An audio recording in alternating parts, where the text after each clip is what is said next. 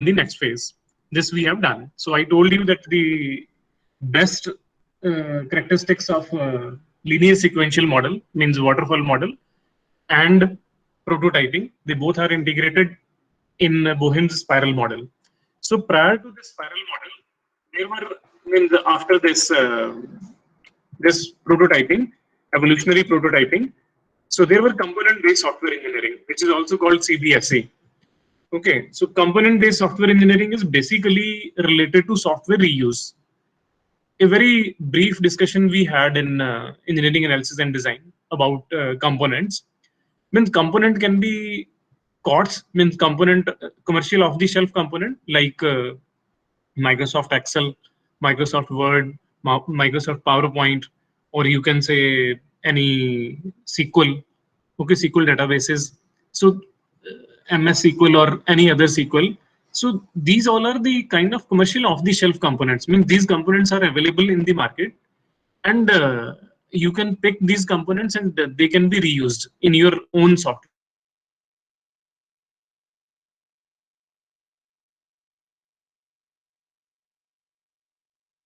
Components. Customized components are that if you want to create the component, means in your organization, if it is that there is a software repository that in any project, if you want to develop anything, any development occurs, so that development will be in form of components. It can be software requirement specification document, it can be a design document, it can be a code component. So all these means any function also that will be treated as a component, and we will try our level best to develop these components as generic as possible. Okay, as generic as possible, so that when general purpose components, it will be kind of that whenever you want to reuse them, so if it is very generic kind of, so it can be reused in many instances. But if it is a very specific kind of component, then it is very difficult to reuse. That will be fit in only for the present context. Now let's consider one example how these components are useful. Just consider one example of say registration.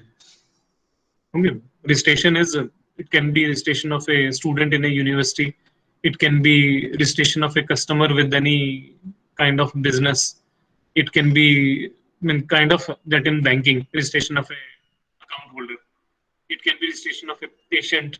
It can be registration of a traveler with any air ticket, this air company, or with any railway company or railway reservation. These kind of registration.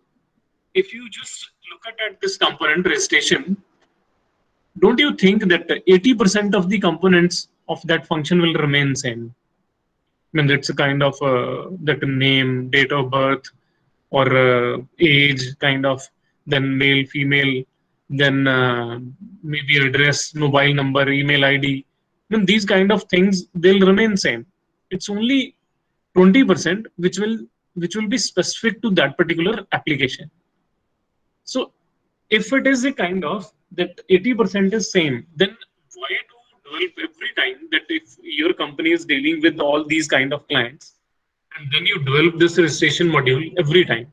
Why not develop a specific kind of, sorry, generic kind of component for registration, and that can be stored in your repository, and whenever it is required, it can be reused.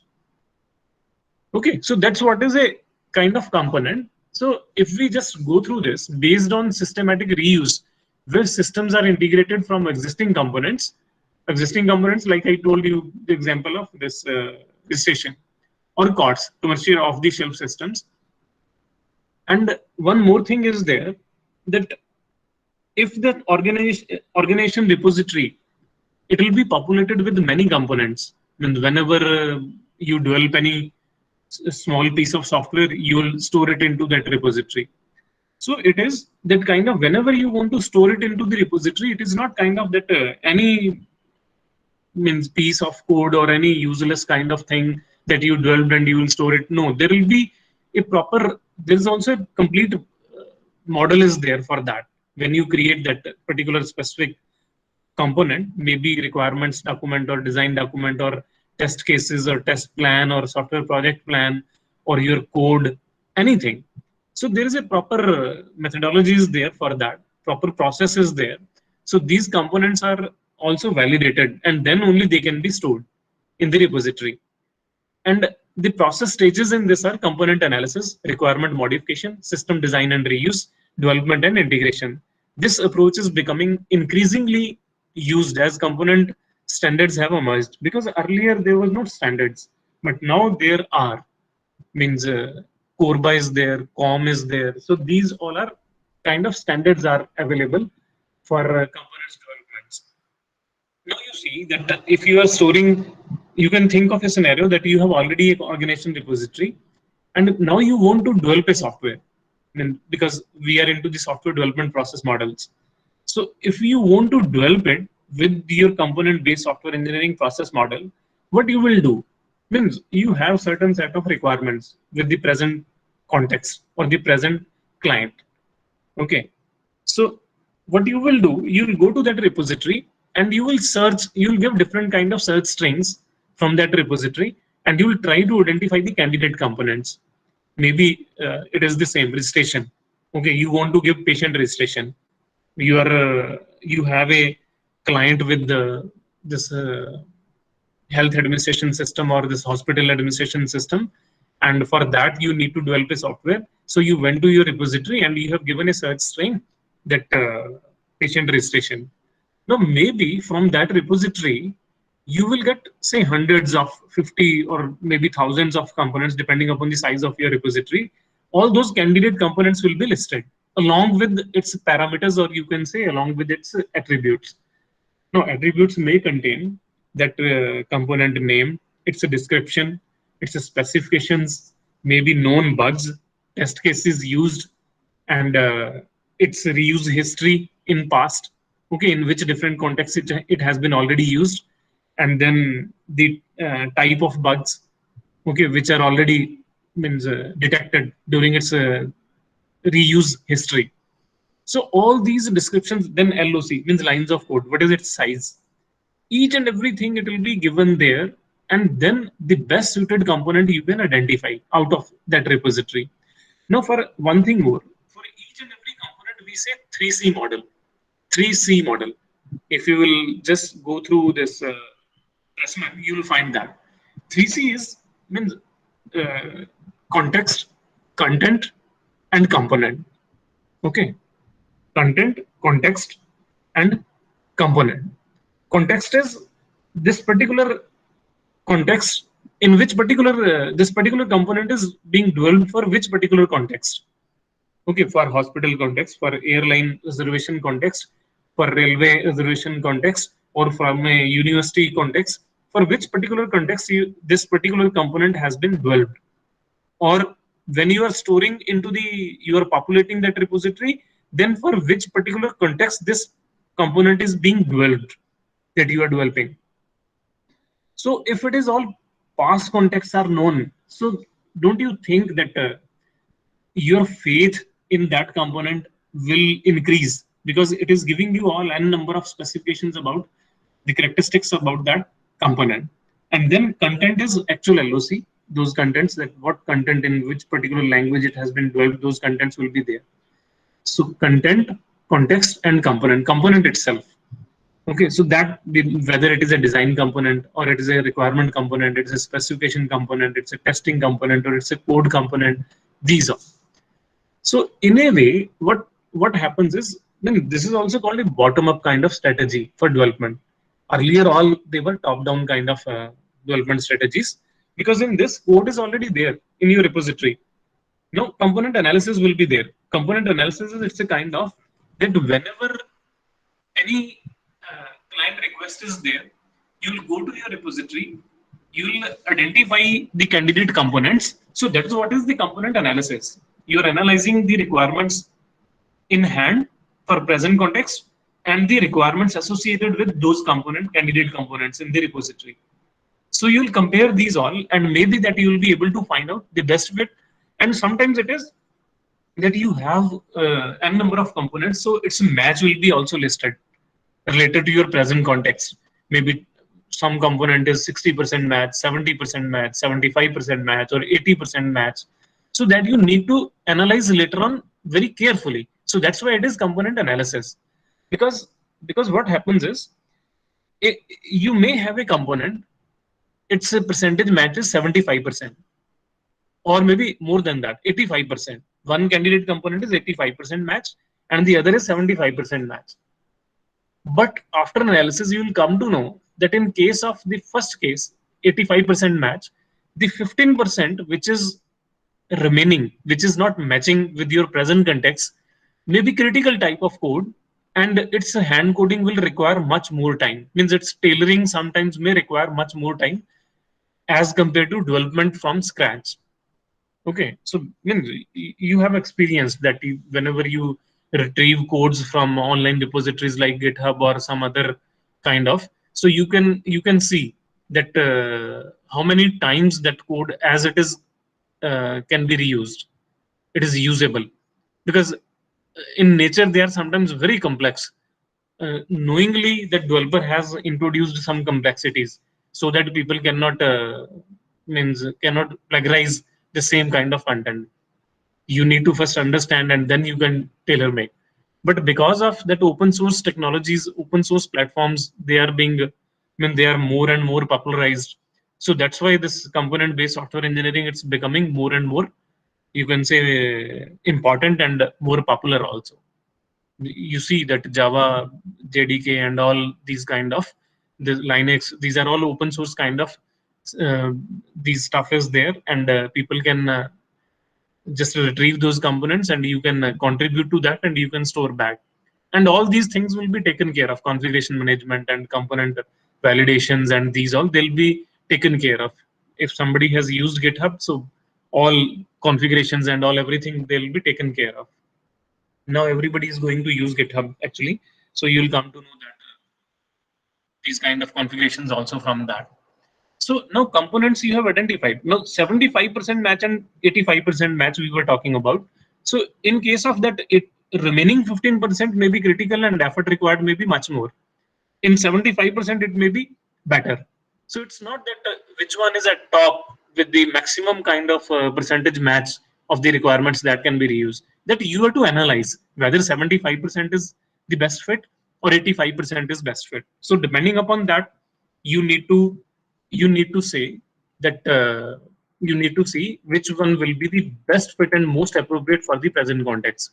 And sometimes maybe that depending upon say 85% match, you may in analysis, component analysis, will come to know no, the 75% is actually the kind of for present context, it's complete. So no need to rather go for this uh, component tailoring.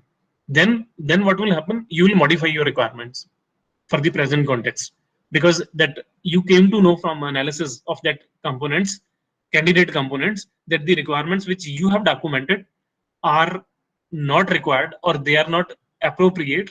They may be of the different kind of, but these components which are already there and they are standardized, so that's why they are, that is the more appropriate kind of. So then you will modify the requirements also for the present context, and then comes system design with reuse. Yes, in this case, how the system design will differ, because in the earlier case you were developing functions, that was top down. You were developing the components, each and every component you are developing. So first there will be unit testing, and then there will be integration testing. The same case will be, means you will design the each and every, you can say, component, and then you will plug in all of them in one, you can say, setup, and the whole system design will be ready. But in this case, in component software engineering, what happens is, because those components are already unit tested, which are already stored in repository, they're already available in the repository. So when you will retrieve them, you know that they have been tested independently. They have been already tested in isolation, they have been already tested, but now I'm going to use them in a different context, and I'll plug in them in the rest of the environment. So here it is that integration testing becomes more critical rather than rather than component testing. So the effort which you will save for unit testing, maybe that can be utilized for integration testing, because that will be more critical now, because that component was used. You have checked its reused history also, the reused contexts also. So Now your context may be the new one, so you need to check that. So in that case, system design for reuse with the reuses, that's why I told you that it's bottom up, means now you will integrate them, all the components.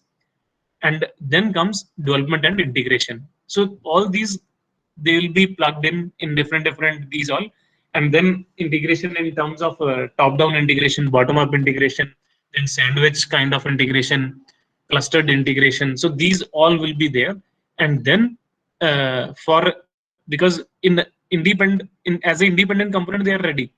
Now if n number of components are there, so their interfaces also need to be developed, their intercommunications also need to be developed, and then their integration environment need to be developed and need to be created, so that they will fit in and what will be their behavior.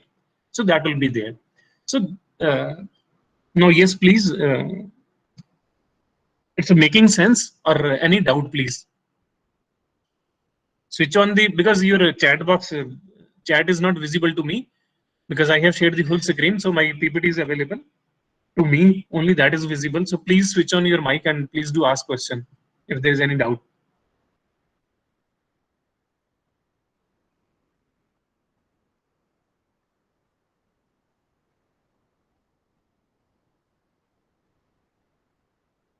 Yes, please.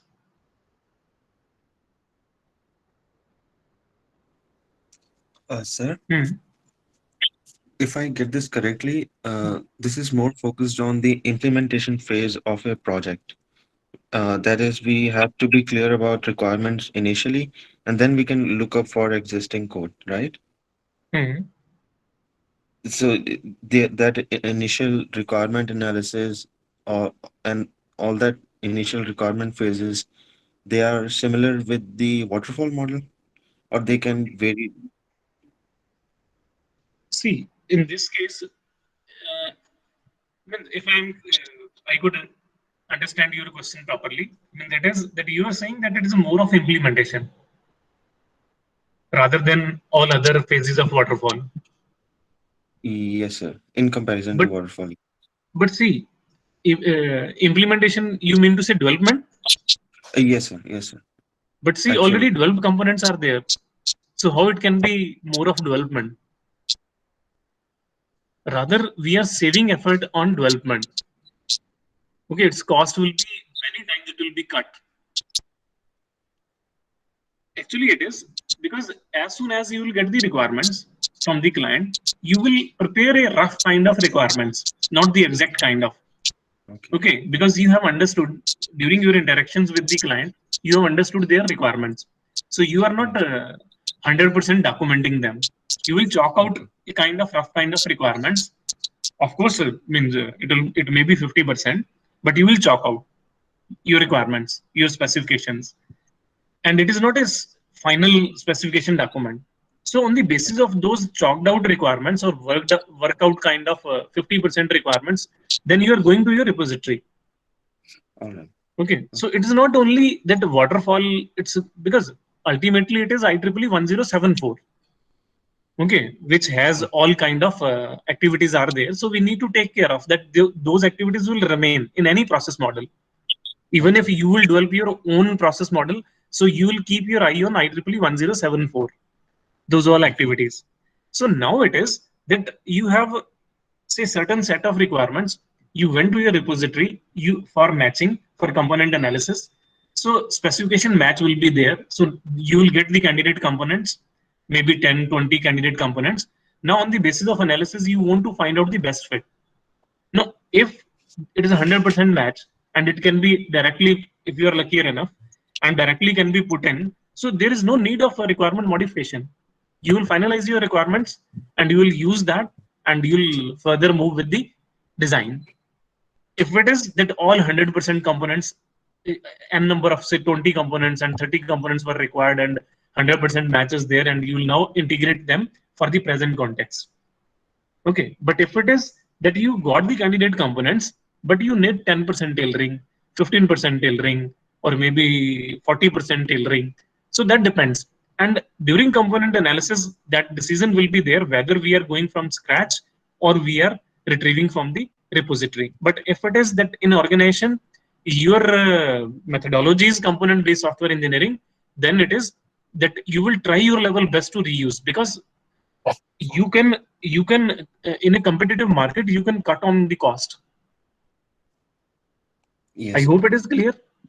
Anji. Amrit, Anji sir, thank you. anything else? It is only you that who ask question, Amrit. Really, this batch, please don't mind it. This batch, they don't ask questions. Your batch in that way, Amrit, your batch was really, really excellent in that way. So these people, I don't know, either they are much more learned, they don't require these all. But to me, it appears that I'm not teaching well. They are not getting anything. Yes, any other question, please? No question. Okay. So, now reuse-oriented development, if we see, it's a requirement specification, like Amit we just discussed, and with those specifications, component analysis will be there. Then, on the basis of those worked out requirements, there can be modifications also in the requirement. But of course, we need to prepare SRS document at the before design. That will be there. System design with reuse, then development and integration will be there, and system validation will be there. And that I told you earlier that integration testing is much more critical in case of reuse oriented or component based oriented development. Okay, so with this we have done this component based also. Very small process models are there, and process iterations. Remember, it is a kind of that in many development models, process iterations are used. So system requirement always evolve in the course of a project. So process iteration, where earlier stages are reworked, is always part of the process for large systems. Iteration can be applied to any of the generic process model. So two related approaches are incremental delivery and spiral. Okay, means you cannot say that these are approaches are different. I'll just explain you. Incremental, it is a kind of that phased manner kind of. Rather than deliver the system as a single delivery, the development and delivery is broken down into increments, with each increment delivering part of the required functionality. But you need to keep it in your mind that incremental delivery is only possible that if your project can be divided in independent components. It can be compartmentalized into different independent components. Then only it is possible. Otherwise, it is not. Means all projects are not of that nature that they can be divided.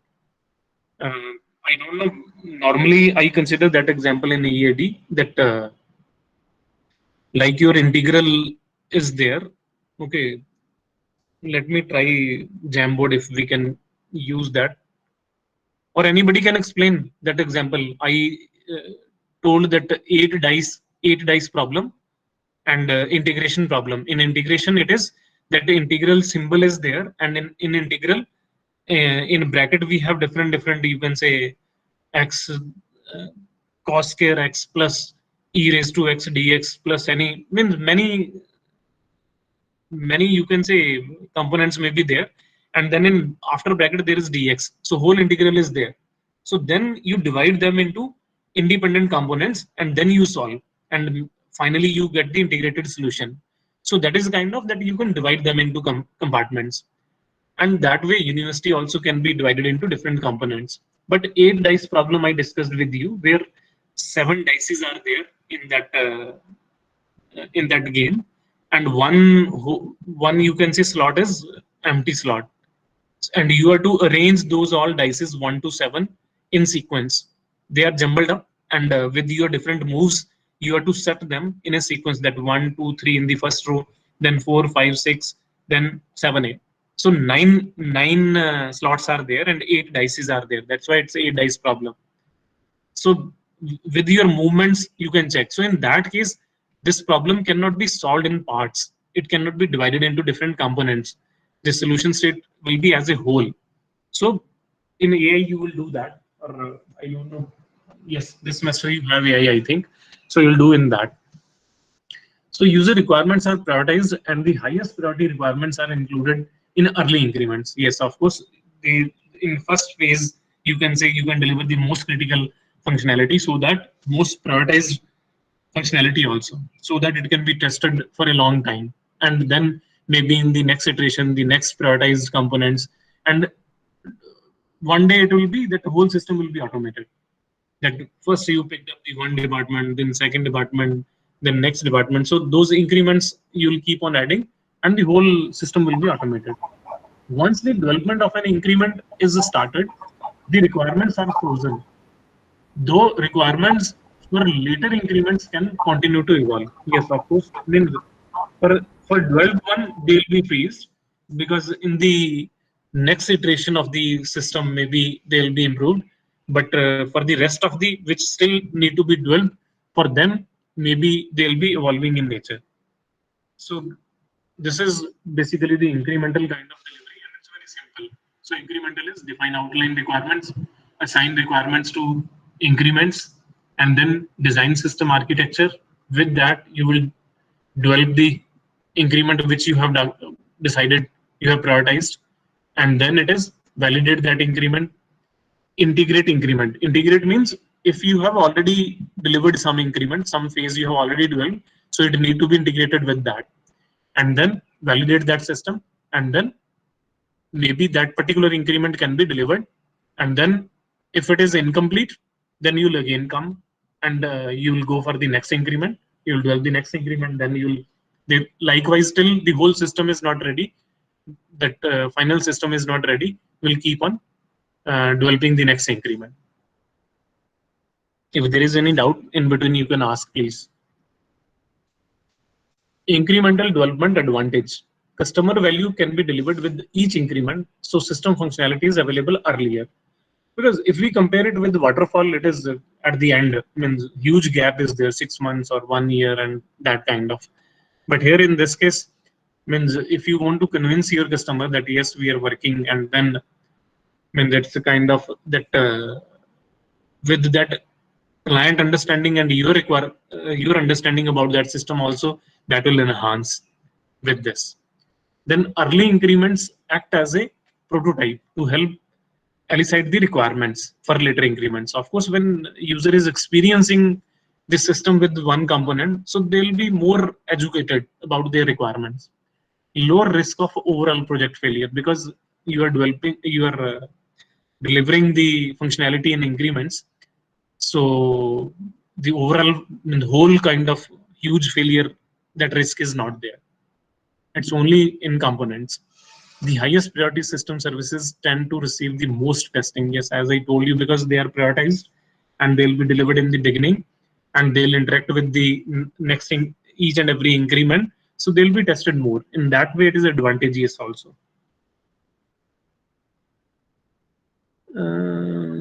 Okay, let's discuss extreme programming also. Extreme programming is something kind of what you do is in your coding, whenever you develop any program, just you recall that in C, when you started your programming, you have written some code. Okay, so it's not that if it is a 5 pages code or 4 pages code, you'll complete that code and then means you'll come back and you will review your code. Or it is kind of that all 5 pages you will complete and then you'll compile it and then you'll run it. It's not like that. What you do is maybe that partly you have completed a functionality of say half page and you'll try to compile it. Let's see any error, or you will review yourself. You'll reread your code and you'll check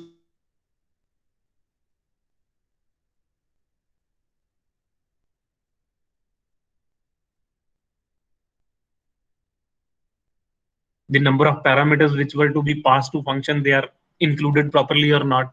So that way you'll keep on reviewing your code, okay, many times till the final stage. Reaching the final stage, you'll keep on doing these all. So when it will be completed, say 5 pages of code will be done, so your confidence in that code, in that program will be much more. If it will be that you are first writing the whole 5 pages and then you will do, then your confidence, your means level of confidence will be lesser. Now, what extreme programming is saying, it is also called pairwise programming. Pairwise programming. Pairwise programming means when it's a kind of, rather than that only one coder, when one developer is writing the code, I mean, what happens is it's a kind of pairwise is it's a kind of that I am writing something and you are sitting with me, and when I am typing the code, when I am doing that, you are reviewing that. Okay, the earlier I was telling you that 5 pages is there. You'll write one page, you'll come back again, you will see that I have done properly. Okay, because it is very natural that typo mistakes and all these syntax mistakes, they'll be there.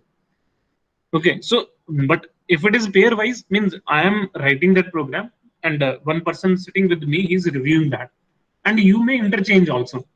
Then he'll become developer and you'll become reviewer. So in that case, you'll see when you'll compile or you'll execute, your means errors will be very less, very less, because it is all kind of syntax errors can be removed immediately at the time of review. So let's just read it. An approach to development based on the development and delivery of very small increments of functionality, then relies on constant code improvement, user involvement in the development team, and pairwise programming. And see, the keywords in this are development and delivery of very small increments, and relies on constant code improvement. Constant code improvement is only possible if it is pairwise programming. So pairwise programming, I told you that developers in pair will continue. I mean, it will be kind of peer review, because when I am reviewing myself, my code, I may not be able to detect those errors. But the person sitting next to me, means our minds are independent. So that person will be become a kind of third party review. So peer review. So the probability or possibility is much more that he or she will be able to detect much more errors as compared to you. Okay, so in extreme programming, it is extreme in a way because it's not the single person who is doing. Rather, what we are doing is two persons are doing the same thing. You may argue that we are wasting the effort of two people, but at the same time, you will see that its fruits will be in testing. When you will move to the testing phase, you will find that it will go through very quickly. Means you will save a lot of effort in testing. Okay, rather than uh, whatever time you will give to testing, so that will be much more fruitful and much more kind of improvements can be done. Next is spiral. So here I give Uh, you 30 seconds. Yes, there is a question. I was to ask you that 30 seconds I am giving pause. Please ask question. okay. Sir, can you please provide an example of a scenario where extreme programming is used, or what kind of projects in real world? Actually, we will come to that. Okay. For time being, please explore. Okay, or please explore, or it's a question for you. Okay, we'll come to clean room software engineering. We'll come to agile. Okay, then formal methods are also there for development. We'll come to that. In that, it will again come. I wanted to skip that, but I thought of that it may multiply your doubts. So let's keep it here only. Anybody else also, I think, want to ask some question? Sir, in extreme programming, they both the developer are working on the same problem together or separately No, no. On the same code they are working together. together. Yes. Maybe Okay. it is the same function. I mean, it can be like pair of you and me. Okay. When I am typing the code, when I am creating the code, you are sitting on my head next to my chair. You are sitting here, and you Okay. will keep on reviewing that. And maybe after 1 hour or after 2 hours, we will exchange the seats. Then you will be typing, you will Okay. be writing your code, and I will be reviewing that. Okay. Sir, Means thank you. it is a kind of, just see, constant code improvement. Okay, that is only possible if you are doing it at the same moment, and then it is constant code improvement, user involvement in the development team, and pairwise programming. Okay, so means when you are going for its testing, maybe a client representative is also with you. both pair is there, and along with that one client representative may be there, so that they also want to see the execution, because it is incremental. It's going to them. This increment is to be delivered to them in the next phase. So they will also review its execution, that whether it's according to our expectation, the intent we communicated, or it is something different. Anything else, please? Yes, yes. Uh, in the incremental programming model, how did we choose which components to develop first? Like, did we make a dependency graph of it, or was it just based on user needs? Yes, it is depending upon because client is the boss in my development. So sometimes it is that client prioritize. Okay, sometimes development team helps client to prioritize. Okay, and of course there can be dependency graph also, or there can be a PERT CPM. PERT CPM is, it's a kind of optimization technique. PERT CPM. CPM is critical path method. Okay. Means you can, in PERT CPM you can means for each and every module you can check that if this module will be required for the next functionality. Now this particular module. Basically a DAG. Pardon? Basically a DAG in which we're doing a topological set. Yes, it can be a DAG also. Okay. So yes, it can be directed cyclic graph also, because in that also you need to take care of all the kind of variables requirement, or all the kind of memory requirements, or the computational power requirements also. So that way it will take care of resources also, and it will take care of the prior requirements also. Okay, so that functionality need to be ready first, and then only this can be developed. Okay, or sometimes it is that the client business is such that they want that at least customer registration should be ready by this day, and rest of the things we will do manually. So that way, then developers' life becomes much easier. You can say much simpler. They need not to be prioritized immediately. They'll prioritize. Okay. But in agile development, it becomes more important, the prioritization of the increments, because in that case, it is user is not going to give you the requirements. They'll just tell you the stories. Their requirements are in terms of user stories. Yes. Okay, Yes. user will keep on telling you certain that that day we were doing this and this happened and we lost this particular transaction, and these means context they will tell you. And out of those contexts, you have to find out the requirements, and then they need to be prioritized. Okay, so they will be in terms of in that case we consider requirements as a backlog. Okay, Right. we call them backlogs, and backlogs get prioritized, and the most prioritized backlogs we'll pick up for today development. Yes. Clear? Okay. Yes, sir. Good. Please do ask more questions. Others?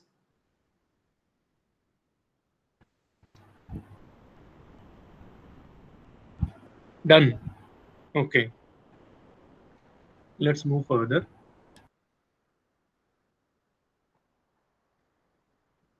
Spiral we have already done. In Spiral, these process activities also, software specification, design and implementation, validation, and software evolution that evolves. Okay, the generic kind of activities, software specification, the process of establishing what services are required and the constraints on the system's operation and development. Okay, because in specifications, we need to specify software requirement, hardware requirement, constraints, okay, operations, each and everything. Because in requirements, you have, we discussed that there are functional requirements also and non-functional requirements also. So each and everything we need to specify. So in requirement engineering process, we have feasibility study also, because through feasibility study only we will come to know that whether we are going ahead or not, or we are going for this project or not.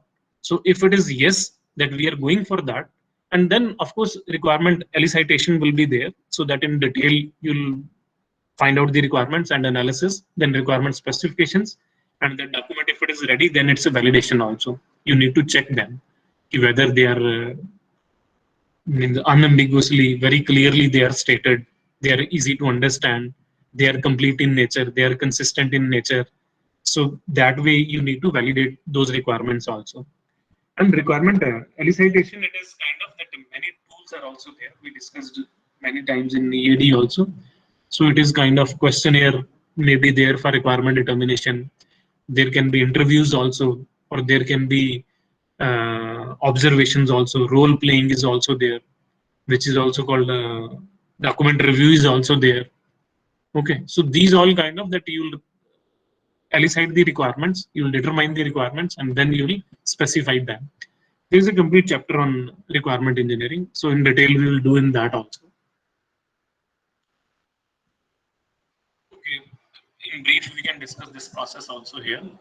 Feasibility studies there, then requirement elicitation and analysis. Then further you will move for requirement specification. Okay, then from requirement specification you will identify means the requirement, these validations will be there because you have specified requirement, SRS is ready, and you will validate that. And after validation, your final requirement document, SRS document, will be ready. And where it will be utilized. Okay, requirement elicitation and analysis for system models.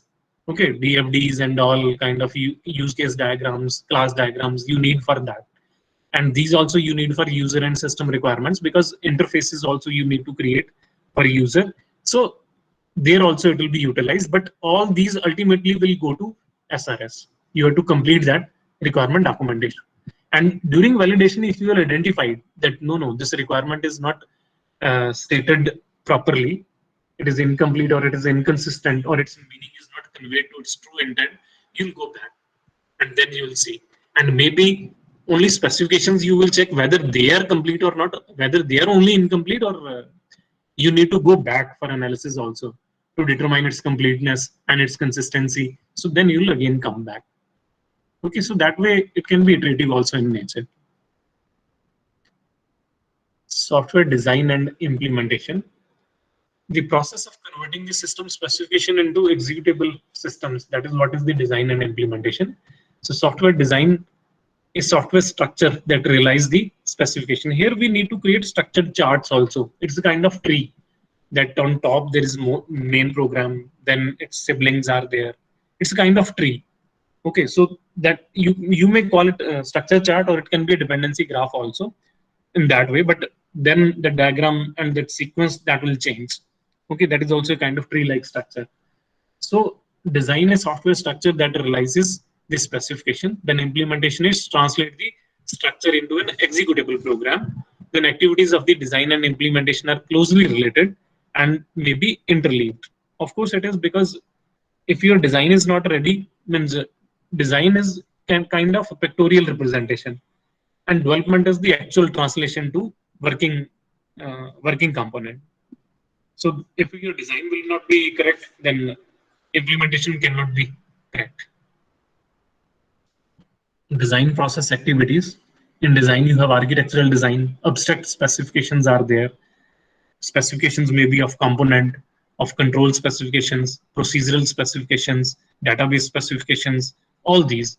Interface designs will be there, component design will be there, data structure design will be there, algorithm design will be there. So many type of designs are there. Still, very few are stated here. Database design will be there. Like I told you, control designs will be there. So hierarchy design will be there. All these kind of designs will be there. Design process. Requirement specifications are there. And from that architectural design, or you can say abstract specification, both will come. And from that, you will go to interface design, component design, data structure design, algorithm specifications, data structure specifications. Okay, for all these interface and procedural, for all these, there are specifications also, because later on, if you want to change anything, so you cannot directly change here. You need to go through specifications properly, where you will get the complete understanding of that particular component, and then only you can debug or you can further improve this particular component. Otherwise, it's not possible if specifications are not there. Structured methods, systematic approaches to developing a software design. The design is usually documented as a set of graphical models. So possible models are object model, sequence model, state transition model, structural model, data flow model. Means you cannot say that these all are independent. They are interrelated because in object-oriented development, there are object model is also there. There is a object diagram, the use case diagram, class diagram, state transition diagram, sequence or collaboration diagram. Then means it is structural in nature also, and it is dynamic in nature also. And then data flow model, data flow diagrams you have experienced. There are 0 level, then first level, second level. So these all are design kind of structured methods. This part we will come later. Now let's move to further. We have still 6-7 minutes are there. Let's touch something related to process models. Yes, this we can do. Rational unified process, or now it is only unified process. Now rational is taken over by IBM. So it's only unified process. Don't say IBM unified process or this. So it is for object-oriented development. We use unified process. And a modern process model derived from the work on the UML, unified modeling language is there. Like data flow diagrams are, you use 4 symbols only, but in UML is a complete modeling language to prepare those all graphical diagrams, starting from object diagram, class diagram, use case diagram, then state transition, activity diagram, collaboration diagram, sequence diagram. Okay, so then comes modular diagram also, packaging diagrams also, okay, interface diagrams also. So all these will be there. So normally described from 3 perspectives: a dynamic perspective that shows phases over time, a static perspective that shows process activities. Okay, means static and dynamic both are there in that case. Because if it is class diagram, okay, you will see that in class, it's only that student is there, teacher is there, course is there, maybe any other department is there. So it will show all activities kind of that static in nature. Okay, but if you will move to state transition is, it's a kind of your, it's a state transition, it's a kind of that all states are given. Now, in states, further it is kind of that from one state to another state, if you want to move. So, in case of theory of computation, I think you have done. So, in theory of computation, all possible inputs are there. So, on the basis of that input, it will transit to the next state. Means all next possible. If input is 0, then it will go to some other state. If input is 1, it will go to some other state. So, based upon that, it will see that that is a kind of dynamic in nature. Based upon input, it will show you that where you are to transit. So the same kind of transition diagrams are there in UML also. So in that case, it is that all types of behaviors, okay, that comes under behavioral or dynamic kind of analysis. So all kind of behaviors it will reflect on the basis of input. So it is a kind of dynamic kind of behavior. It's not static as in use case or in case of class diagram. So static perspective shows the process activities, and practice perspective that suggests good practices. Okay, so I told you that state transition kind of. Then in RUP you have this thing kind of inception, elaboration, construction, and transition. 4 phases are there. Okay, but they are in within that phase, they are iterative also. And then phase iteration complete means if it is not means maintenance is there or next kind of development is there, then all will be, the whole kind of iteration will be there. So inception is establish the business case for the system, means it's a kind of very initial preliminary investigation kind of. Elaboration, then whatever the concept you got in inception, you will develop an understanding of the problem domain and system architecture. Means you will further elaborate the requirements and you will prepare the architectural design. Construction is actual system design and development. Both will be there in construction. And that in construction, you will go for a kind of beta version testing will be also there in construction. Then transition is kind of deploy the system in its operating environment, actual implementation and installation. So there are deployment diagram also in UML. Okay, UML is used with the unified kind of paradigm. Okay, so inception, elaboration, construction, and transition. These 4 phases are there, and their detail, if you want to see that in EAD, it's there. You can tell me, I'll upload those PPTs also if you don't have. So their detail is given in them. IOP good practices are develop software iteratively, manage requirements, use component-based architecture also can be used in this. Visually model software, because 10 types of visual diagrams are there. So if you compare them with the DFD was very, you can say, brief in nature, but here design will be very detailed. So visual model will be means starting from your object diagram till deployment diagram, each and everything will be there in 10 or 12 type of diagrams. Verify software quality, because beta version already tested during construction, so that quality is also there. Control changes to the software. Changes can be controlled in a better way as compared to waterfall or any other model. Okay, for RUP, yes, any doubt, please do ask. Only one